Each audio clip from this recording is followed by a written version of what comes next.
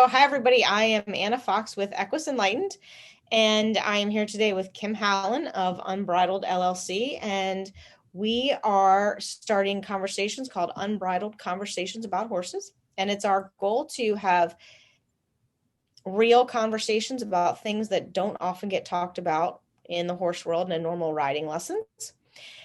My goal at Equus Enlightened is to help everyone achieve their goals with their horses, find their own superpower, and reach the stars that they're seeking. And Kim, I'll let you introduce yourself. Yeah. So, hi, everyone. I'm Kim Hallen with Unbridled LLC in Charleston, South Carolina. And tagline for my business is Horses Healing Humans, Healing Horses. And it's all about kind of that reciprocal healing. I call it an equine inspired learning business. And basically, I help people and horses become from both expectations and pressures, and then the internal insecurities and self doubts that we all have. Horses both have them. So I work with folks on unbridling those aspects. Cool. All right. And today our conversation is going to be on the horse's senses and how we can better utilize them to communicate with the horses, whether we're riding or just on the ground with them, whatever we're doing. I think, nobody ever taught me about vision, about a horse's vision. A little bit. I grew up jumping horses. So, um, it was like, well, they see better than you do. Um, they have that monocular, binocular vision. Um, but, other than just really basic, and they don't see color that great. I always heard, yeah. Yeah. That was pretty much it, and they have, and the blind spot, that they have that blind spot sort of right in front of them, and right behind, but that was it. There was no talk of how any of that was like helpful or would be helpful. And then, so your talk on vision and course on vision in horses was really the first, other than what I had read in veterinary books and things like that, was like the first, wow, education that I had in it. And it was really, there's some really interesting parts to it that made me realize like why horses do things they do. Yeah. So. And don't do certain things. Right. Yeah, I'm trying to remember back. Like, I don't really remember vision being spoken about much at all when I was taking lessons or learning horse training. Again, they like don't walk right up behind a horse because they Right. you might scare them and not see you. So I guess I inferred that there's a blind spot back there, but of course that depends on what angle their head's at. They may actually be able to see Right. you back there. And then I'd heard that I had always heard like horses don't see red. That was which is sort of true. They don't have the rod, I guess, that sees that, but they can distinguish red from other colors. They just don't see it the way we see it. Right. Um, yeah, but no, I really hadn't had anyone. I didn't know much at all. And so when I made that course, I'm trying to remember now, there was something that I wanted to look up for some reason. And then I just started down this like rabbit hole. And I think it was started with the color. And I was like, oh, okay, well, so what I'd heard isn't exactly right about that. And then I started doing more and more research about different aspects of it. And I learned a ton too. And I thought, everybody should know more about this Right. in order to Right. Because understand. even I think, vision is one, but the other senses too. That's just something that, other than the very basics, yeah, if you kick the horse all the time, they're probably not going to like that. Or, their mouth is sensitive. Don't pull on it too hard. Other than this really basic education about those things, it was many, many years before anybody ever started talking to me and like, how do you communicate? Well, this is why horses do things that they do, because this is how they perceive the world. And if we don't know how they perceive the world, how can we expect to interact with them in any kind of harmony. Absolutely. And one of the, the big ones that everybody, deals with, I'm trying to think when, I used to help people load their horses, like train horses to load. And I had learned all kinds of, the different methods for how to do that. But the one thing that was never talked about really, I mean, you kind of use your common sense that it's darker in the trailer, but nobody had really talked to me about how hard it is and how long it takes for horses to transition from light to dark. So if you're on a sunny day and you're asking a horse to step into even a trailer that maybe has windows or light, it's the pass between the light and the dark is so Right. extreme. And if they're getting out like some horses do, their eyes aren't adjusting to either one then, and we've taken away. And then you have the whole depth perception. And most trailers are either a ramp or a step up, and if we don't put their head in the right way to get the depth perception on that, how do they really see Right. into, like, nobody really talks about that when you're there's, let them rest, put pressure on when not to. Anyway. Right. Right. Yeah. I kind of, again, people had kind of talked to me a little bit about that. And of course, jumping and when I was doing cross country, like, yeah, you always know if you're jumping something from light to dark or dark to light, like, there's going to be, there's more chance for your horse to look at that or whatever, or have an issue there. And so, but again, know why. That's just it, because it Right. is, because I don't know, they're flighty in their brains Right. and they don't, whatever. And so that was really interesting. And I had, I think it was the trailer diagram that you used in your course. I had seen that particular one somewhere before with just how much darker it appears to them than it does to us. And then, yeah, how long it takes for their eyes to adjust. And then also, that I just had never even considered this before, but it makes total sense when you said it, was that the horses have the best protection from the sunlight when their head is down in the grazing position. I mean, duh, like it makes total sense, but I mean, it's not just Right. something that I ever thought about before, or, you know, Or what and they said, which is that the horse's eyes, what I researched is, they're the light that's the most comfortable to them is like more on the darker side, shade, or even at night right, they see pretty well once their eyes adjust to it. No one ever told me that sunlight, bright sunlight, is actually the most challenging light for horses. And then, like you said, if their head's up and they're not getting the sort right, of shade over that, and then that ties in, they're meant to be grazing 18 hours a day. Like, we just need to think right. about these things. No, and then we think, and I was thinking about that, like, because normally when you go to load a horse in the trailer, what's the first thing they do? They put their head down, right? And sniff it. Well, that's what we think they're doing. And Right. and for sure, I mean, and maybe they're feeling it out, they're doing whatever. But also, if it's bright and sunny out and it's darker in the trailer, like, and their best visual acuity is at their eye level, and when their eyes are protected from the sun, Right. well, they're right, like they're getting a Yeah, better having their head low may make them be able to see what's going right. on. Yeah, And there are people who are like, oh no, don't let them do that, or don't, because they're just stalling, or, well, they're sorting it out. And I think it's funny because I worked with this trainer, um and she's wonderful, wonderful, wonderful trainer, and very kind to the horses, and good with them. But she would always say to people, it's never about the trailer. And which, partly that's true. yeah, I hear that all the time. Right. But what I learned, we talked about this last time, my horse that I traveled with all the time, when you change the trailer, he would always load. I mean, that wasn't a problem, but there was always, like, he had to sort it out first. And he does not particularly like a slant.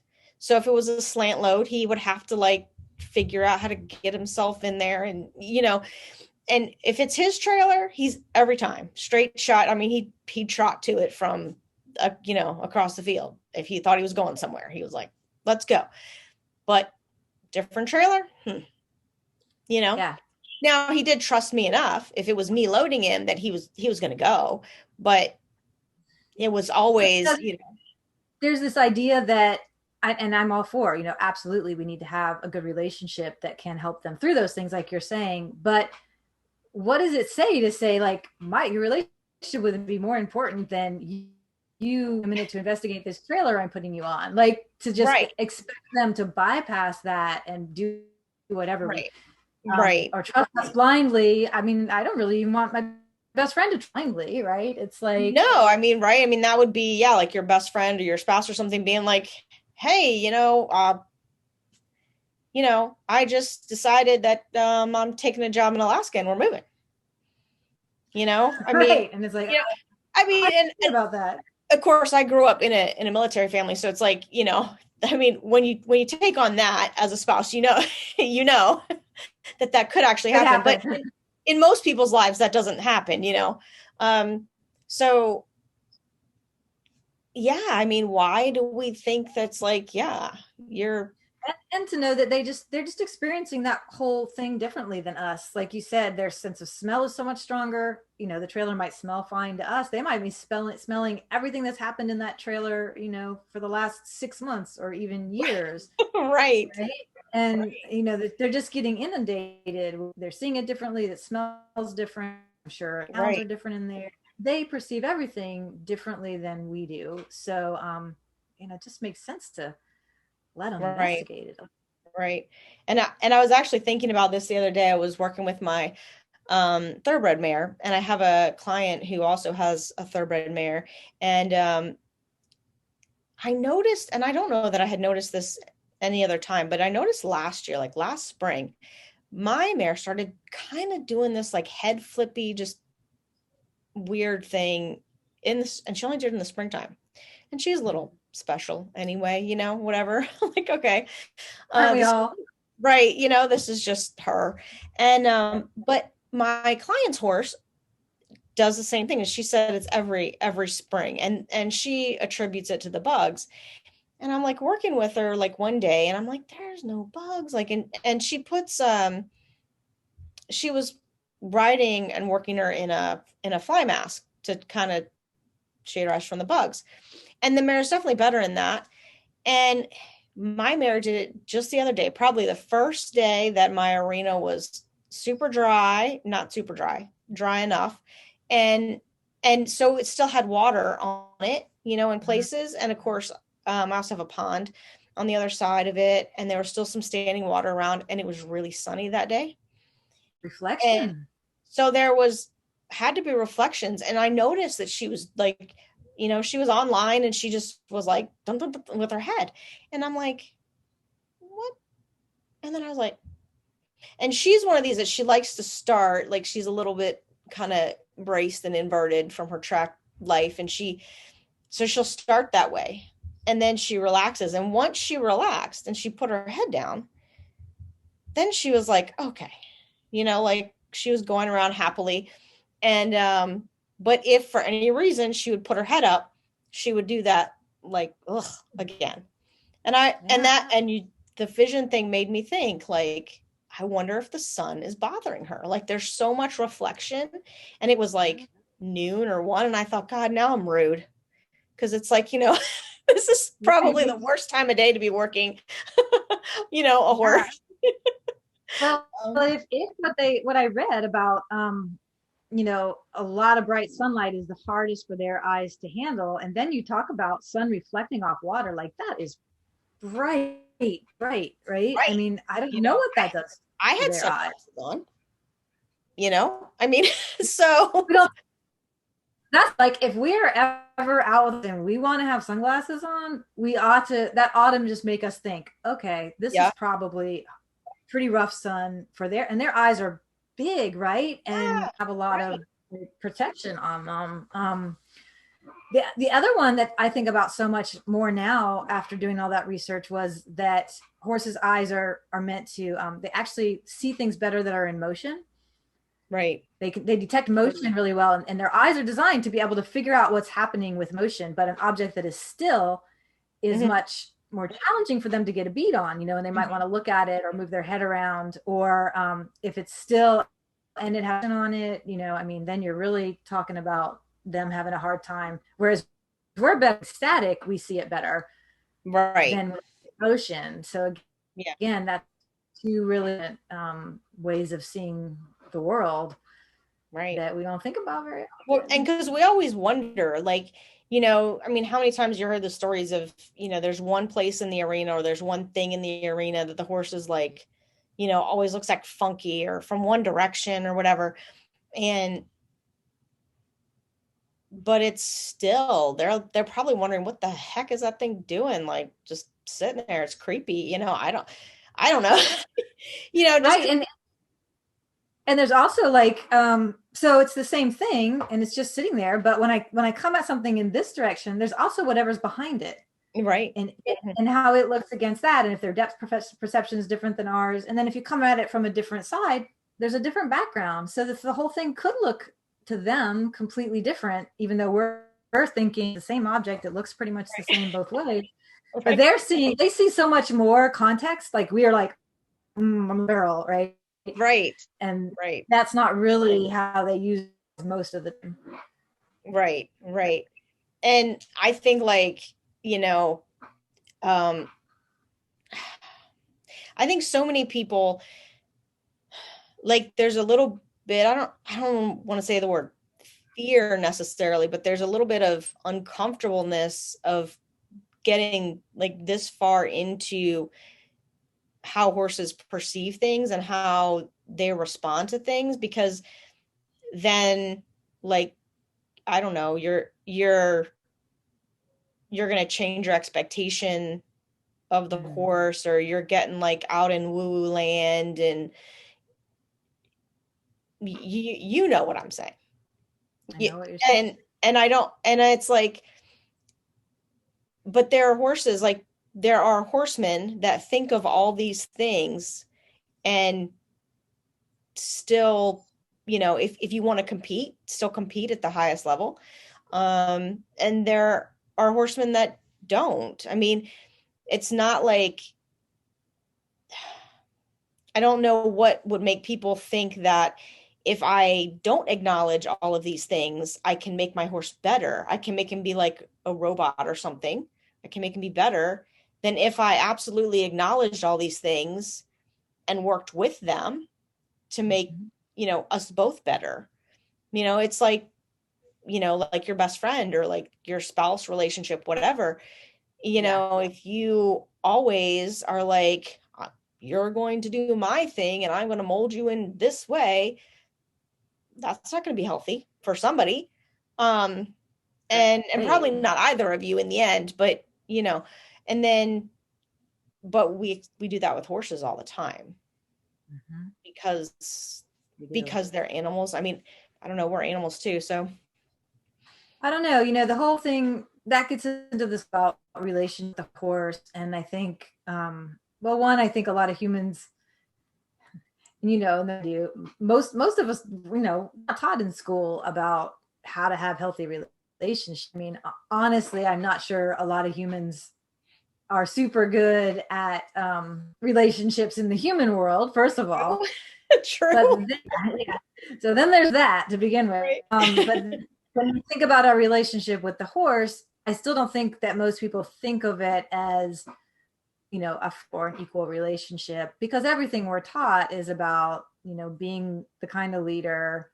You have to be the leader. You have to tell the horse. I mean, that's not an equal relationship. Right. But even if you're adopting that mindset, it seems to me it would be, I don't see how it's not beneficial to understand what the horse is seeing.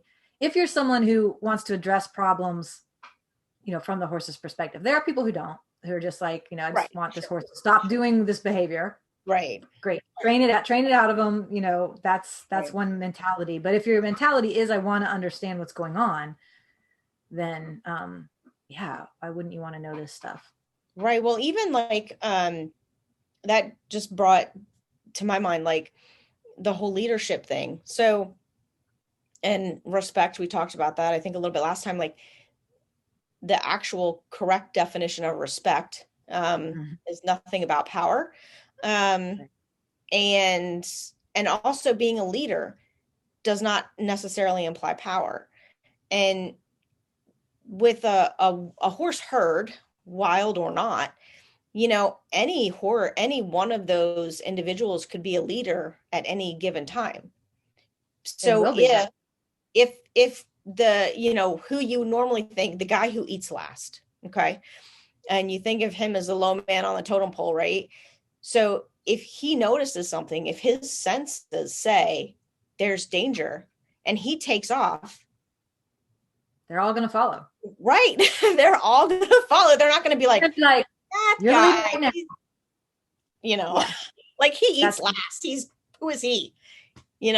Like, that's exactly right. So, like we've talked about this, the pecking order, as far as I've been able to figure out, is really about competitive access to resources, mhm, right? That's what the pecking order is based in. It does exist in the wild. It just doesn't come.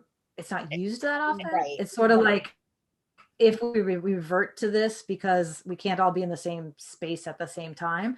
right, So we have to take turns. In the domestic world, there's many, many more situations where they have to default to that. But even in a herd with like really clear pecking order, and that's, you see it a lot. You're absolutely right that every horse is expected to step up if they see something or hear something that's worrisome or concerning for the herd. They're right. absolutely to hold up their part of leadership, right? Yeah, yeah. Yeah. Um, yeah, so I think that's an interesting, that's just another, like, and that's their sense of, I don't even know what sense you would call that, but I mean, that's how in tune they are to each other, and without speaking, without touching, without, you know, constantly watching. Um, Although they do constantly watch.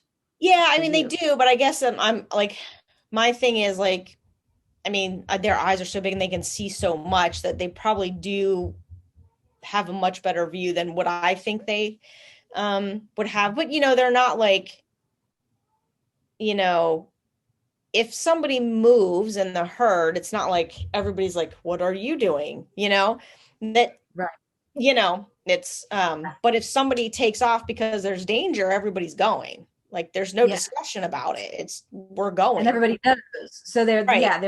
they're that in tune energetically of like the energy behind it. And I think they use their senses in two ways. We tend to think about a prey animal is using their senses to detect danger, right? And of Hmm. course they do that.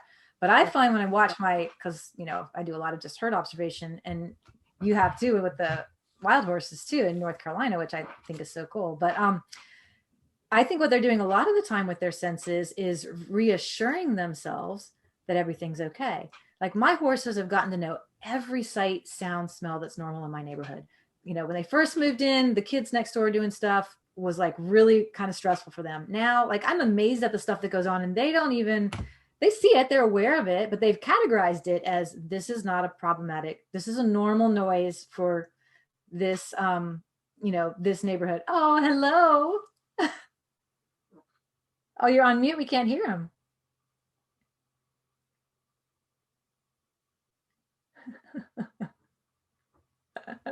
He's so cute. Yeah. Dad to the Oh, rescue. which one was that? That's Levi. Levi. Okay. Yes, he will be 3 at the end of the month. So Okay. yeah. But anyway, I think part of how they calm themselves is they use their senses. Sound can be an alert, or sound can be a comfort. Like, oh, I know what that is. I know what that sign is. I know what that sound is. So they do think they take in. I think they're sensory aware all the time. Like Oh yeah. Oh we yeah. live up here. They just live in their senses. Right. Yeah. Well, and they don't, I mean, I'm going to say their brain's not as big as ours. That doesn't mean they're any less intelligent, but Right. they they don't have all this crap all the time. Um, so Must yeah, and be I nice. think right, exactly. Golly, it must be. But I think like when you're riding, like or just working with the horse on the ground, if you're constantly in your horse about something, whatever it is, some people, like, I mean, I've taught many people who come to me and I'm like, what, just sit still, stop, whatever, stand Right. still, whatever. And they're like, but my other person told me, my other trainer told me that I have to always be doing something. Mm. Well, if somebody was always like poking you on the head, like, okay, I have two toddlers. You know Trust, exactly what that feels by like. lunchtime, I'm exhausted, right? Like, because it's Yes. constant. Da, da, da, da, da. So yeah, and it's like, no, like, and then I think there's this um thought that, I mean, obviously, horses learn. Oh yeah. I mean, you wouldn't train them, but it's like we're so many people are so into just micromanaging Oh, I know. everything that they do. And it's like they're totally capable of learning how to do these things themselves. Like, And often they do it better. I think that comes from a couple things. yes. I do think the micromanaging, um, one is we tend to like to feel in control, right? Mhm. Especially if there's any fear or anything like that. So when we're learning to ride, and everybody has some fear when they're first learning to ride, Oh and yeah. so that sense of I feel like we're in control of everything that they do partly be maybe a safety thing, and then once we learn it, it's like how we go. But yeah, no, horses are probably going to be calmer and safer the less we're doing that micromanaging. Like you said, some horses are just going to like, they're just going to hit their breaking point of that. It's like, Mhm. that's just too much. And others are going to just check out. Right. Right. And They just, yeah. not And pay just, attention, not yeah. really pay attention to anything that we do, because it's just too much, or they don't know what it means, or it just seems like static. Yeah. Right. Right. And it was interesting. I was watching the video that you posted on YouTube of Tempo and Rayleigh running, like just playing. Mhm. And I was watching and I'm like, gosh, like Tempo especially is amazing, like amazingly balanced moving creature. Like, and Yes. he is And too. I mean, I've hardly ridden her in her life. So and that's isn't just that her. funny? And that was actually where I was going with that. And with him, like, I don't, I mean, I'm not as like versed on gaited horses, but I mean, he looks very balanced and very, like, I mean, he's not tripping and falling in the mud and whatever.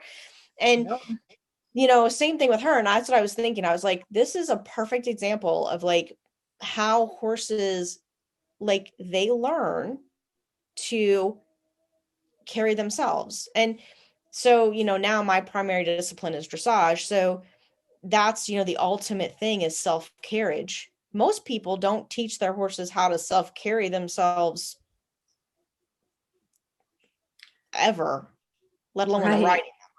Or don't So, let them learn, or yeah. right, they don't let them learn that. And it's like, and I'm watching that video and I'm thinking to myself, like, there it is. Like, that's all that you want. And um And I think you mentioning that is like, that tells you some of the importance of play, and like that's how they explore their bodies and their balance and find their own self-carriage, is by interacting in a herd situation. It's very different. Like, she has to be responsive and balanced, and doing that's very different than carry yourself in a circle as I lunge you. I right. mean, what she's doing is 10 times more complicated, Oh yeah. right? Hmm. Yeah. Yeah. And I know it's funny. I have a horse that came to me from, I imagine, probably has lived most of his life in a training barn situation. Um, last place he was in, he was getting turned out in like a small dirt paddock. They said if they turned him out in the grass field that he just ran. Um, and well, turned him out by himself. Duh. And yeah, and but it's very, very interesting because, and it's like I wish I had the foresight to like video him when he first came, as far as like I have some riding video of him, but like of him just out in the field, and then compared to now, because he it's like totally different. He like now he carries himself well. And part of that is we've changed the way that he's been ridden and the way he's been trained, but also that he's allowed, like he's out there with two other big horses that, know how to carry themselves and how to, and my thoroughbred mare loves to run around and be silly. So like, he, to keep up with her, he had to learn. And and it and I think, yes, we've changed the way he's trained and we've changed all of that, but I, I think it goes both ways. Like that's Mhm. helped him, but also being able to carry himself up and down hills and, different terrain. Yes, It's like, oh, like absolutely. I have to be responsible for myself, you know? Well, and And I think they learn things about their body. So yeah, my horse Marcus, who was a show horse his whole life, he had a lot of stuff he was dealing with when he came because didn't know social stuff. Didn't see him. It was a couple years before I actually saw him play and Mhm. like use his body and like buck in creative ways that because he was under saddle or he was in paddock by himself or he was in a stall, like I mean, not to say that a horse by itself can't run around and buck and play, but Right. I do think there's a lot more exploration they do when it's interactive with other horses. Well, right. And if you're out by yourself, what are you? You're probably running and bucking because you're stressed or you're just got so much pent up energy. it's it's Right. it's more Right. And that than it is. you're not having to be mindful of other Yeah, other beings, and no, then, and then they get hurt doing that and people are like, well, but it, it's like when they're mindful, I mean, mine don't run into each other. I mean, never. I've never seen two of my horses run into each other.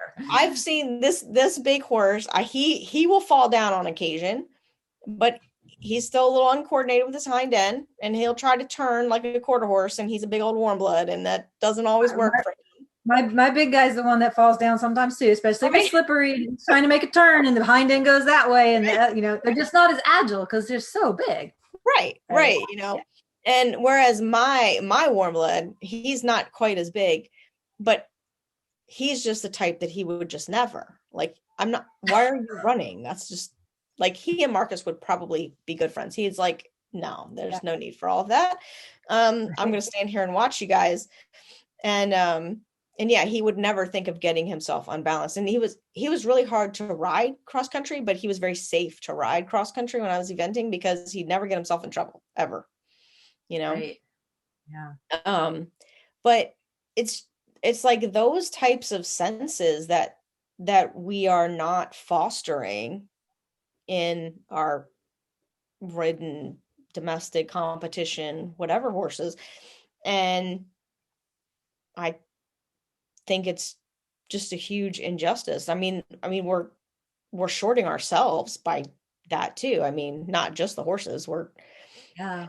The wider repertoire your horse has of movements that it does in play, then it might try those movements in another time, or the concept of that move more sense to them, right? Because it's not right. completely foreign if they've at least moved that way in play. I don't know. Yeah, that's a really interesting topic all in its own. Yeah. Yeah, and I think you know, like when we talk about the horse's senses and we're riding them, and then there's all of this input that we're doing, and how is that affecting them, and how is that you know possibly just overloading the system, and and then the horse might get emotional about it, and then we get emotional about it, Mhm. and then then we get into this power play because, oh well, you didn't do what I asked. Well, they probably didn't know what you asked. They were like, you're asking for 45 things and I can't, decipher what that one is. So, Meanwhile, my attention might be on that thing that's moving over there too, partly, right? right, right. Which it's funny that, we talked about that, how they see things better in motion than they do, um, when they're still. So, um, I have this barrel in my arena that, at some point has blown over against the other fence, and I just leave it there because, this one particular horse, this big warm blood horse, trying to get him to think about cantering a little more uphill. And so when you go towards that barrel, he does, because, he's looking at it all the time. And especially with his owner, he likes to give her a little hard time about it. So, but it works, like, and so it keeps him nicely upright, and it's like perfect, right? So, and then today she was riding, and little Levi was driving they have like a Power Wheels tank. Yep. And somehow I missed how this happened. But this little we have like a little lacrosse, probably a lacrosse goal, not a soccer goal, but a little like kids lacrosse goal. It somehow got hooked to the back of this tank. Oh my And he's goodness. dragging it through the yard, right? Right next to the arena. And the horse was like, huh. And just kept on Wow. hitting it. Like, now they are used to weird things like that happening at my house because of the kids. But at the same time, this barrel's there all the time. Like, But it's it's become, stationary. right. For the last month, I've left it there on purpose. And he's like, every time, what is that? And more so, from the one direction than the other. But this just kid's tank with this goal net thing attached to the back, dragging across the yard. He was like, oh, okay, that And happens. it's interesting too, because like I'm thinking, if you're a horse, motion can tell you lots of things, but if it's moving away from you, Right. that might automatically be like, oh, I'm not so worried about that. If something's stationary, that could be like a cat sitting waiting Right. to It pounce, could go either. Sure. Right. That's right?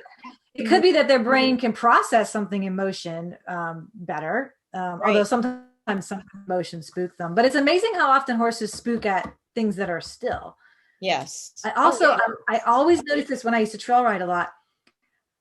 My horses could always tell when something was not a natural object, Oh, yes. whether it Yeah. was a deer stand or a part of a car somewhere in the woods or something. That if it was not a natural thing, Mm-hmm. they would visually or smell, I don't know, maybe it was smell, Right. but they could always tell.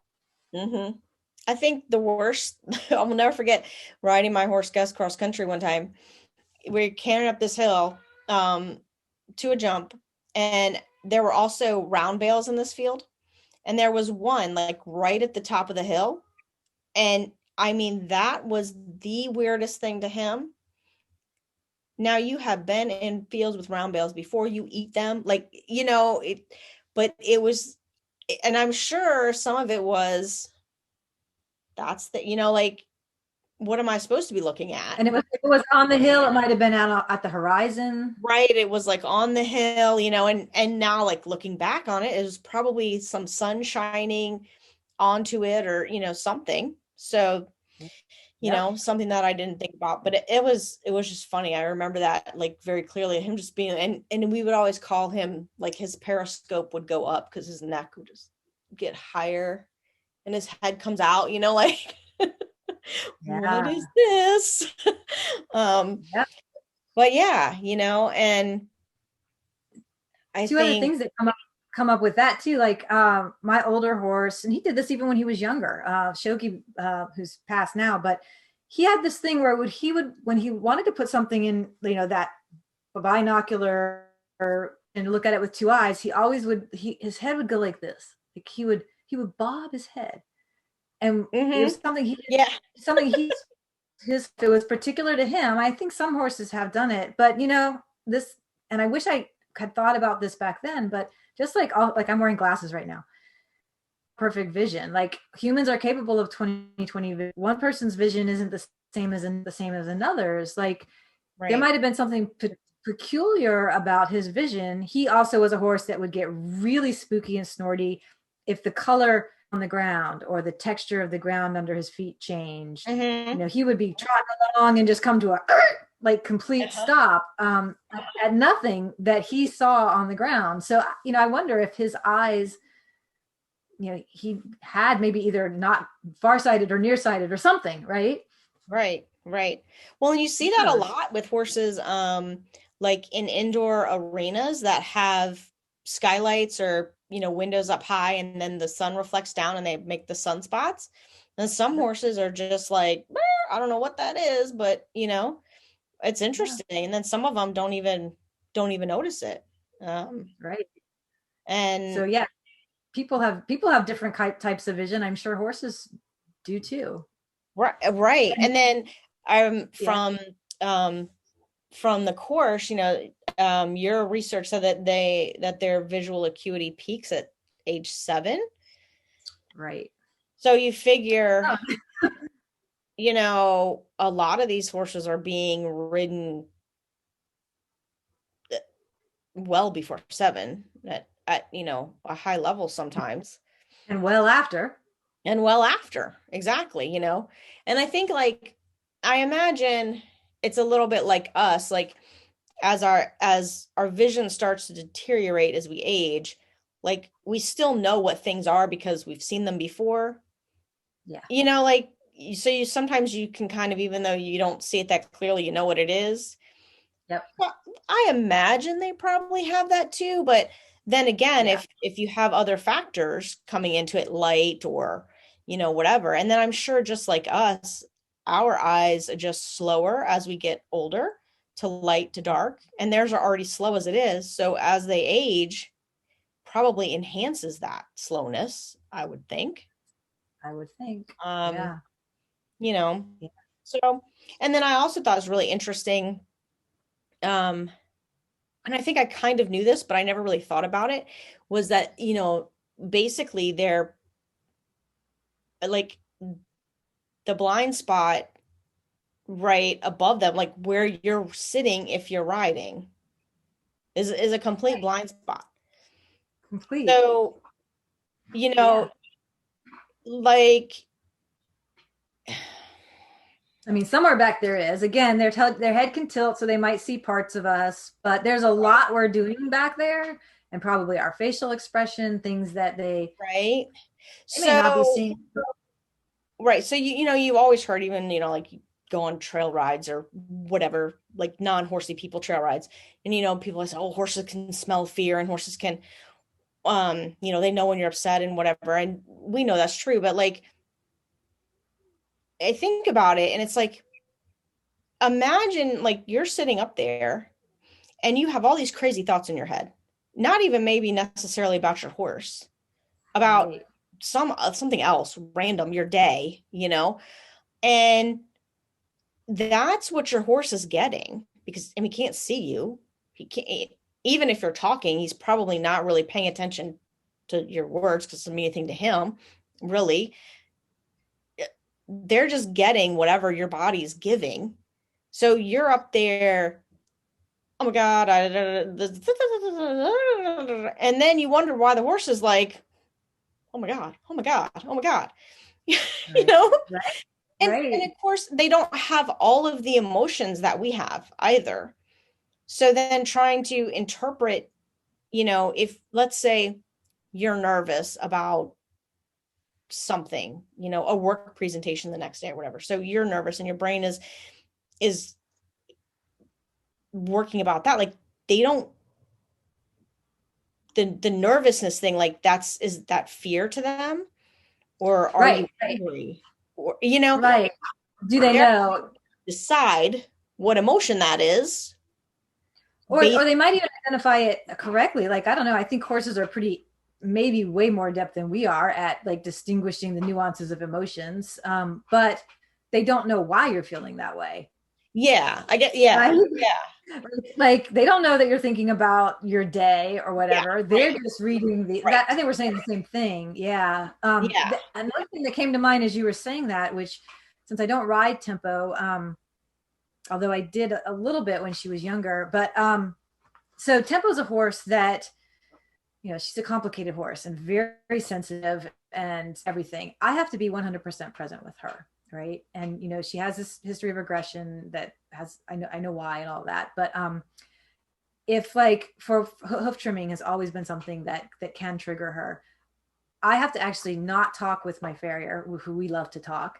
Mm-hmm. Mm-hmm. When we're trimming Tempo, we both have to be present with Tempo. And if we're present with Tempo and aware of her energy and her body, she's so good. The minute we get distracted from her and we start talking, she'll lose it. Like she'll start acting out like Mm-hmm. she's just like, no, if I'm going to be here doing this, you're going to be here, You're gonna be here too.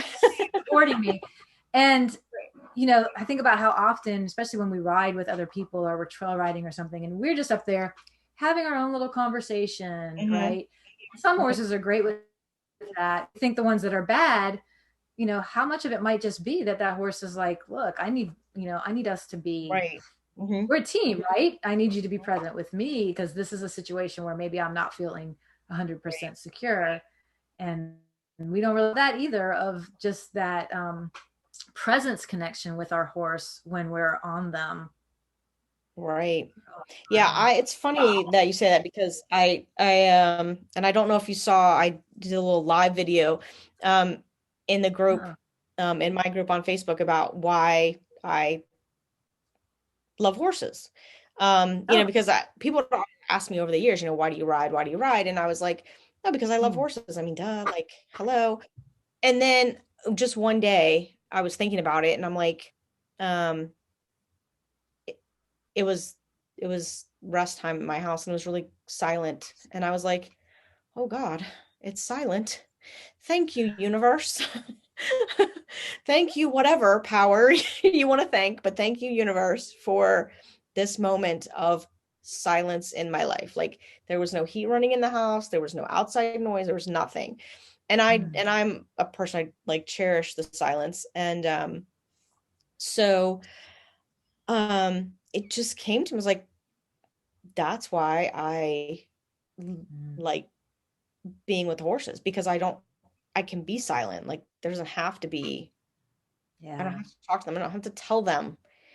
I find it like, and this is going off topic again, like getting into personality types, I guess, but like I'm an introvert and I find it really difficult to tell people how to do things. Like I like helping people with their horses, but like if I have to give you instructions on how to feed my horses, like that's going to take a lot of energy from me. Like I only like to have people come and do it that I know are on my same wavelength. And that's, and everybody's out there going, yep, you're a crazy horse person. But but it's like, and the same thing sometimes with the kids, like, because you do have to like stop and explain things. And I really have had to like go inside and be like, okay, they don't know. They were not born with this knowledge. You have to impart it. Like, and that's hard for me. So, I am actually not a very good company rider. I mean, I do go on the occasional trail ride and that's fine, hang with the buddies, whatever. But that's not my thing. I don't really like to ride with other people. I don't, and when I was starting Young Horses, I learned that very thing, because I would know, like, if I like, especially first couple rides on one, and then I'm like, oh man, this was so great. I'm going to get off. I'm going to walk into the middle of the arena. I'm going to get off. And then I would be like, somebody would say something to me and I'd look and then whammo, you're getting bucked off, whatever. Right. And so, yeah, I know the whole need to be present. And of course, not all of them were like that, but there were those that were. And well, and if you think about that, usually the horses we use for lesson horses for young kids are not the ones you have to be present with. And so we're right from the beginning not teaching that, because it's easier to focus on what the kid's learning or the adult's learning if the horse is just going.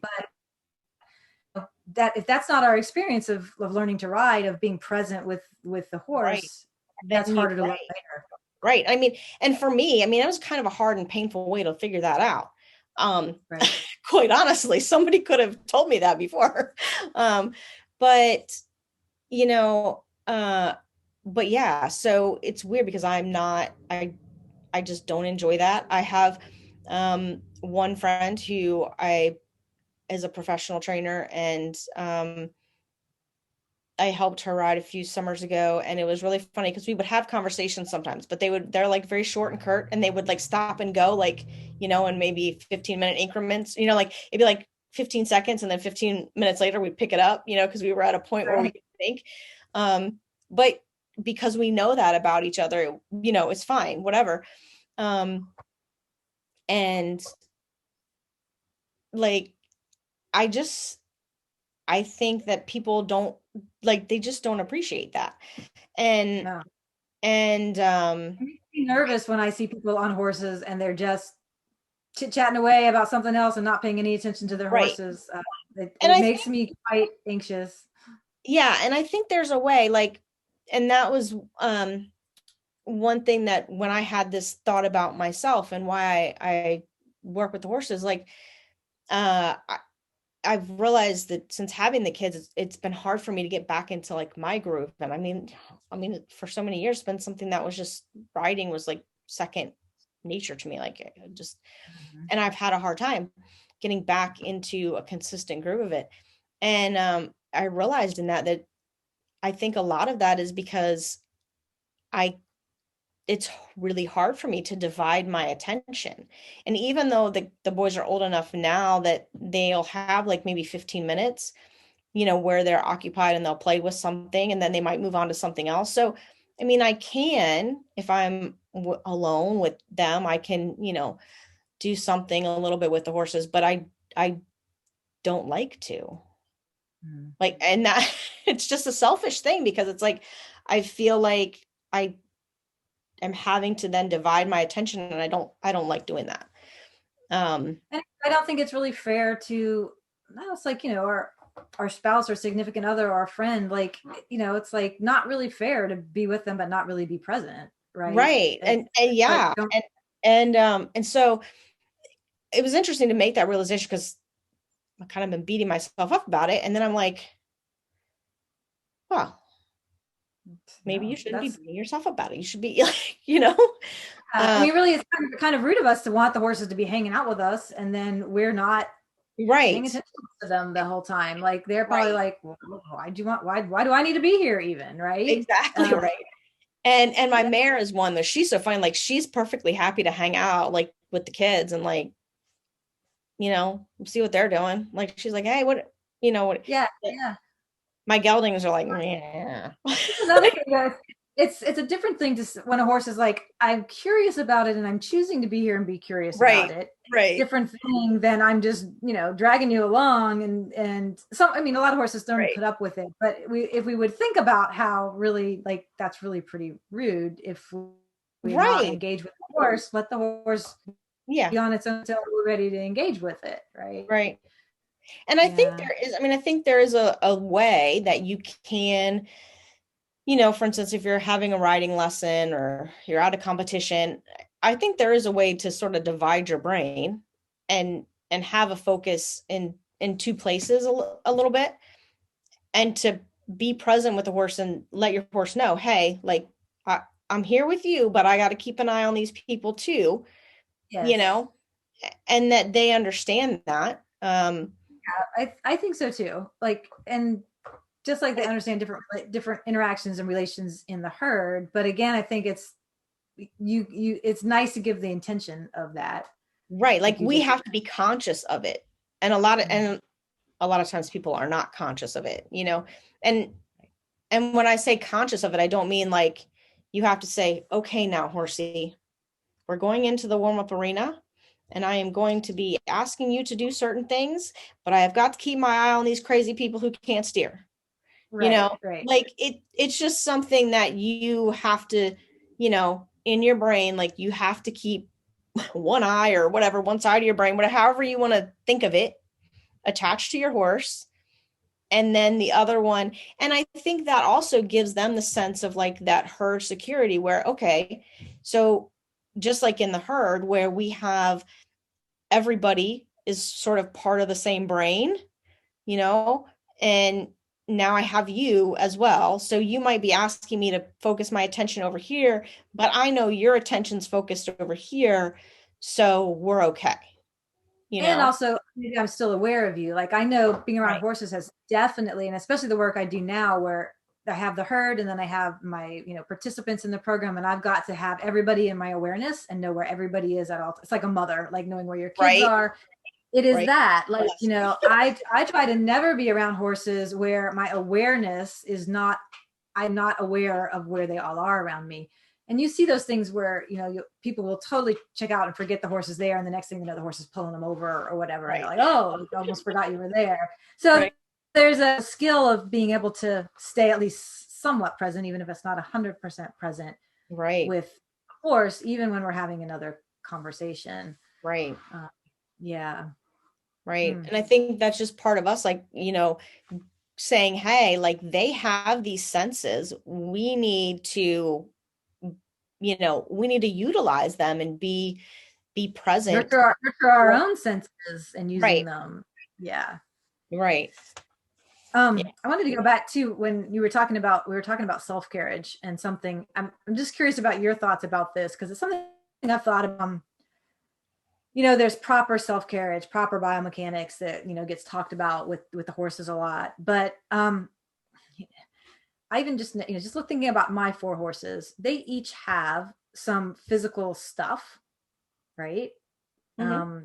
That's going on, prior injuries, scar tissue. One has a bit of a club hoof, one has some stifle issues. They've got stuff just like all humans have stuff. Hmm. And if someone were to come to me, I have stuff in my body, and they would say, this is how you need to hold your body to do it, to be in proper position to do this.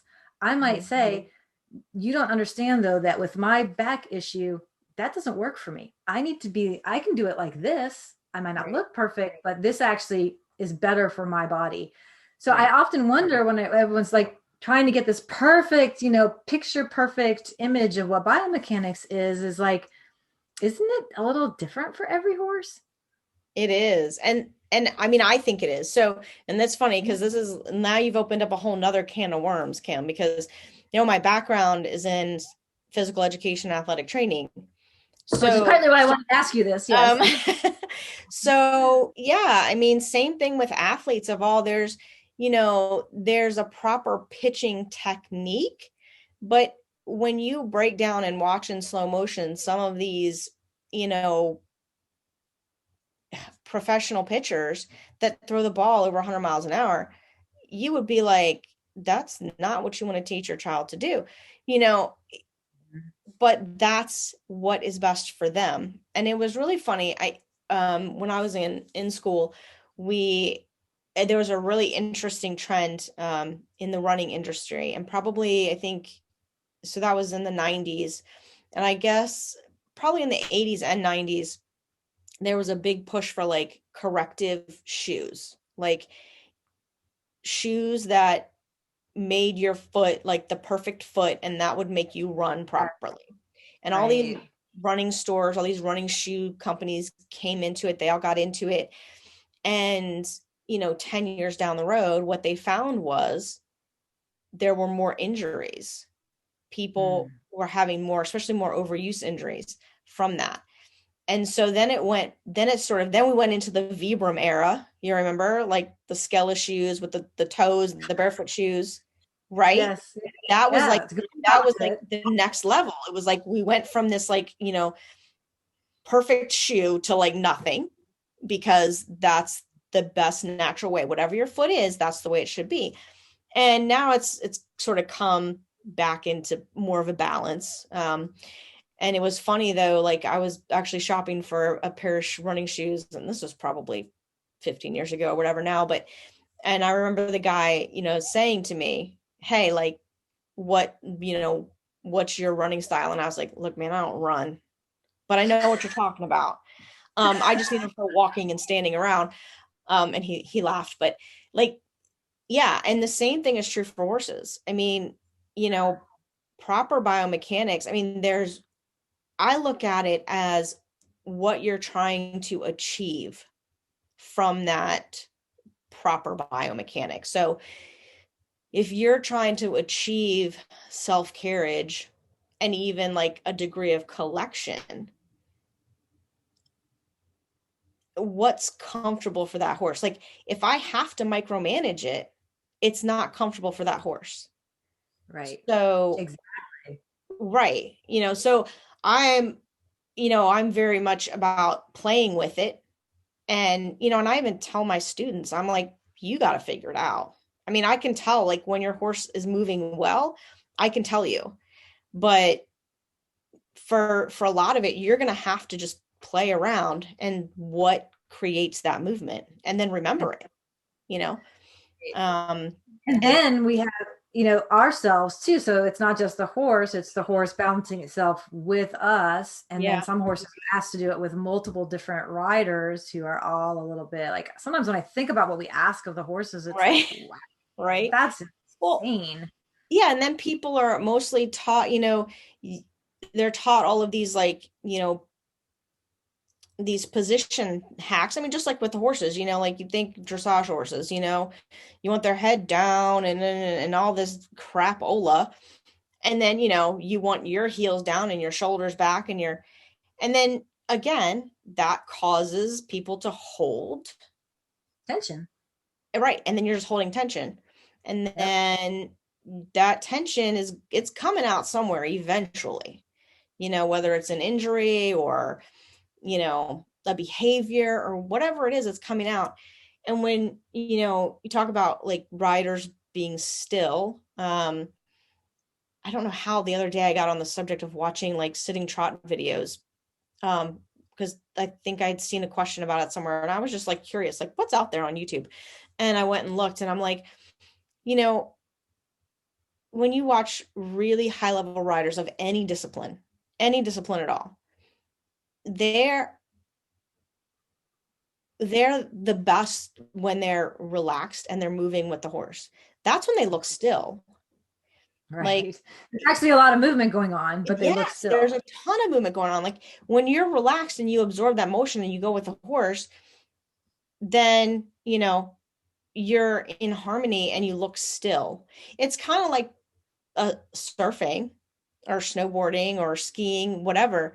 You Yeah. know, you look like you're just gliding across whatever, but there's actually a lot going on. And it's the same thing, but we're always taught, hold the horse, hold yourself, hold the, and then Shoulders back, whatever. Toe, you almost wonder if better to teach a rider to be relaxed and go with the movement, and then we'll tweak them later, right? yeah. Once I don't know though, but And it's it's safety stuff. So right. I mean, that's the hard thing because then you have people now, if you're teaching kids, and I'm not a great kid teacher, um, but like with my own, my 4-year-old likes to ride. And you don't have you're like, ah. right, you don't have to teach him. He just say keep your butt in the middle, dude. And he's like, okay. And if he go, then he comes back, and he's like, Yeah. he figures it out. So I think, when you learn to ride, and I learned to ride as a kid. So, and of course I still have bad habits and things that I like to hold, but I think it's a bit easier because you're a little more relaxed. You're Mhm. not afraid of so many things as a kid, generally. And then, you know, yeah, I mean, then that's usually what I tend to do with people and with horses is like deconstruct. Like you have to meet people where they are. Mhm. You can't just yank the rug out from underneath them and say, you got to be here. Um, Right. because people don't, I mean, they're not gonna respond to that. Most people. Some people are like, nothing's working, help me. And then you can do that, but if they're in between. Yeah. So, and then it's like, it's a little bit, we got to get the horse, figure out where he is, and then a little bit we got to get the rider, figure out where they are, and then a little bit the horse, and then a little bit the rider, and then we kind of go back and forth until it's all working. But That's the best. Yeah. yeah, I mean, it's not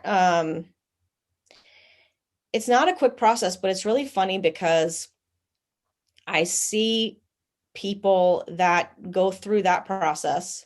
Like I have a kid right now, and she's probably been doing this for like a year and a half and has made huge progress. I mean, just like if I before and after videos, people would be like, and um, and I know people that have been riding with friends of mine who are good trainers, good horse people, and for 3 years, and they're still riding the same way. They're still at the same level. They're still having the same issues. And that's not to say like that these people don't know what they're doing, because they do. They're good trainers, but there's some Something. disconnect. Like, Yeah. and people have to take it in their own.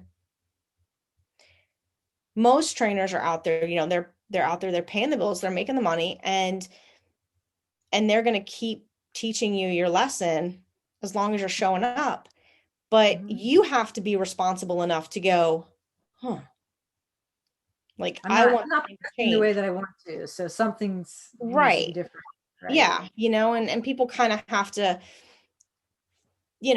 and not everybody wants to do that. Not everybody wants to face that. Cause I mean, and I do think, I mean, like for this kid in particular, there's a lot of stuff. I mean, a lot of junk, like her emotional junk is, and what she carries, it's like, you gotta let it go. Like it's, And that's the thing that's like, I don't know, to me, that's the fun part of like, yeah, just show us, right? And let's just right. stop and break this down. Like, it would be cool if it were just that approach of like, we're going to deal with whatever it is that comes up, if it's emotional, if it's Yeah. physical, if it's whatever. But that's not, That's you're there to take a lesson, so we take a lesson, or, right. And that's we kind of don't. how mine go. I mean, because some days it's like I have a plan, and then we get out there and it's like, whoa, okay, somebody's having a Yeah. bad day. Um, and you talked about like the presence thing.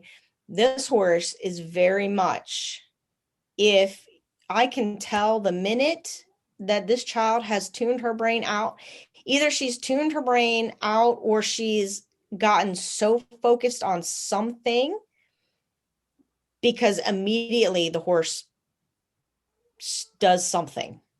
Yeah. He spooks at something, or um Yeah. it's like, if you keep your brain with him and you keep, because I ride him too. So, it's like, if you keep with him, he's there. He's there. He's ready.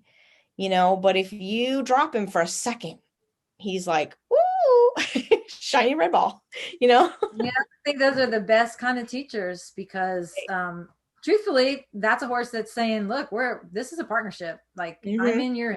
One of us isn't in and it's gonna fall apart. And I think that's fair. It is fair. It's That's totally fair fair. for horses to expect. Yeah. Hmm. That's totally fair. Yeah. And there's so many horses out there that are just saints and will allow you not to do that. Yeah. So, Although it's really interesting, being someone who goes and helps with behavior stuff. I don't want to say this across the board, but a lot of those horses that are saints are just pretty checked out, oh frankly. yeah. Mhm. And it seems like they're, you can say they're very content and everything, but they're often the horse that'll just go stand at the corner of the stall and not really Mhm. interact or whatever else. That's just how they cope, like, right. Yeah. And I But think, yeah, yeah, I think we talked about that before. My old horse Gus is like that. I mean, if you are he's the safest creature on earth. He's whatever. But if you get tuned into his brain, you can then he's have, like, a fire breathing dragon, that's ready to do fancy dressage stuff. Like, but if you're not, then he's like, well, I'm not getting in trouble, so I'm just gonna look out for myself here and let do you my do best whatever in you're the doing. job. Right. Right. Right. We So all learn how to cope. We all learn how to cope with the environment that we're in, and some horses' personalities are just more attuned to that. yeah. But yeah, it's really. It's Whereas really I think interesting. our mares they're not doing that. No, No, not no, very often. no. Like my mare's like, you're not paying attention to me.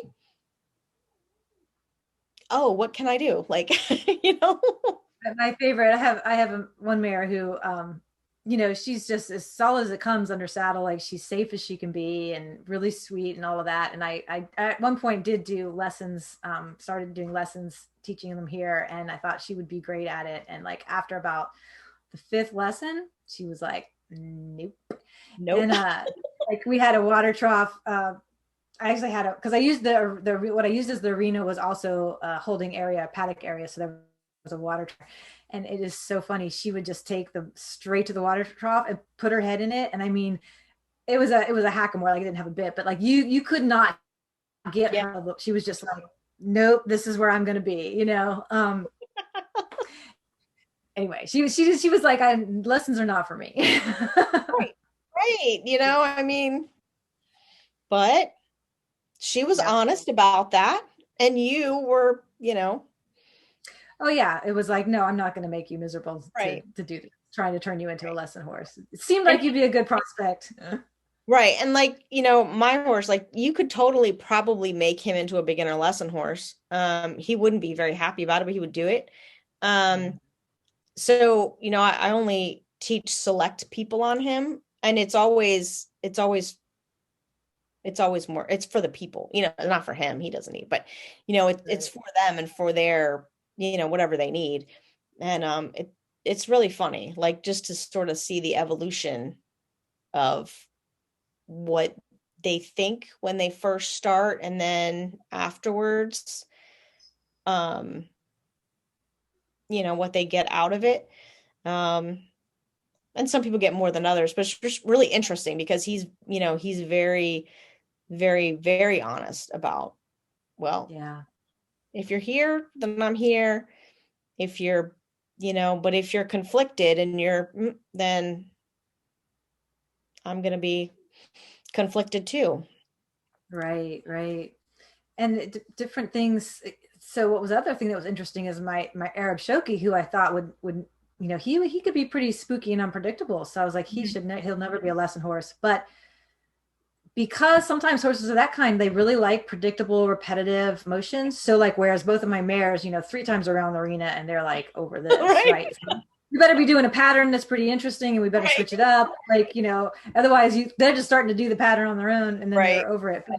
But he really, really liked, and if the lessons were pretty predictable, he became really good for when I did have someone who was more of a beginning rider, and we ended up using him, which was such a surprise to me. Not funny. But the consistency of like, oh, I know what I'm going to do. We're just going to walk around and we're going to trot around, and all I need to do is just keep going in the same. Like for him, that was comforting. Mm-hmm. Cool. Interesting. Yeah. Yeah. It's so interesting. Like if we just pay attention a little bit to what they're Right. trying to tell us. Yeah, they do tell us. Mhm. Cool. Cool. All Another right. Well, another great. good talk. Yeah, I always enjoy these. Yes, We did talk about senses this time. We talked about some other things too, but we we did did. touch on the topic. Mhm. Yeah. And if anybody watching has any ideas, either comment on the video or shoot us emails or whatever it is, because we're up for other topics of conversations. Although we usually find some while we're talking, we're like, oh, that'll make a good talking point for next time. So, um, Yeah, but yeah, if anyone has anything particular they'd like to hear our thoughts on, or we might even research it if we don't know a lot, right? that's right. Yeah, I'm always up for that. If like the whole vision thing, I was like, wow. And so I'm always willing to learn something new. So, Me too. all Love right. that about it. Have a good night, Kim. Thank Thank you. you. You too. All right. All Talk to you right. soon. See you soon. Okay. Bye. Bye bye.